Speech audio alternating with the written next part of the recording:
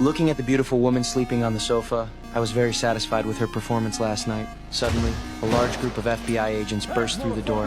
Out of fear, I raised both hands, and then they pinned me to the ground and handcuffed me. It turned out to be a joint arrest by the FBI and DEA. They searched my house and found large quantities of contraband and cash, and then discovered 2 AK-47s. They told me I would face criminal charges and that no amount of money could secure bail, but I didn't care at all and gave her a contemptuous smile. Although they sent me to prison, I knew that my father, being a police officer, would soon get me out of there. However, what I didn't expect was that my father actually compromised with the prosecutor for his own interests. Because of my illegal possession of contraband and heavy weapons, I could potentially face life imprisonment. But my father told me not to worry. He had already reached an agreement with the prosecutor. As long as I chose to plead guilty in court, the prosecutor would fight for a 5-year sentence reduction, and if I behaved well in prison, I could be out in 2 years.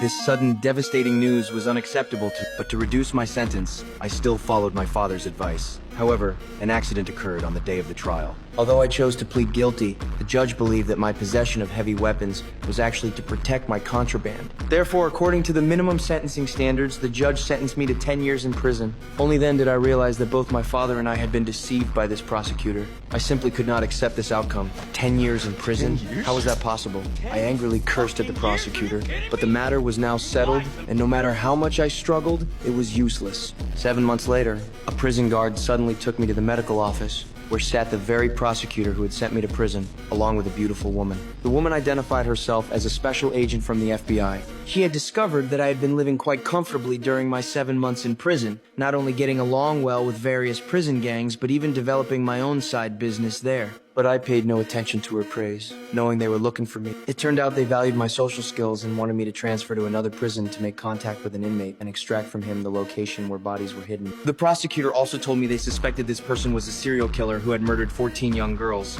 but they had only found one victim's body. To convict this criminal, they needed to find all the remaining bodies. If I could help them solve this serial murder case, they could apply to have my remaining sentence of 9 years and 3 months commuted. Faced with such enormous temptation, I thought for a moment but still refused their proposal, because I had already been deceived by this prosecutor once and didn't know if there were other traps involved. The female agent hoped I would cherish this opportunity and left the killer's file on the table before leaving. The next day during visitation, I told my father about the undercover sentence reduction offer. Unexpectedly, my father directly told me to abandon this idea because that prison housed a group of psychopaths, and he was worried that if I couldn't complete the mission, what awaited me would be endless revenge from the killer. My father then told me not to overthink it, and that he would find a way to get me out. But unexpectedly, an accident occurred. I learned from my stepmother that my father had fallen seriously ill because of my situation and could no longer take care of himself. He might not live to see the day I was released from prison. Back in my cell, the female agent's parting words kept echoing in my mind. Thinking that my father might not live more than 3 years, I opened that file. The contents shocked me greatly. I couldn't imagine there could be such cruel perverts in this world. Thinking that my father might not survive 3 years, whether it was to be able to care for my father in his old age, or to seek justice for those innocent girls, I decided to accept the female agent's conditions. I would voluntarily request a transfer to that prison, then approach that criminal to obtain evidence of his crimes.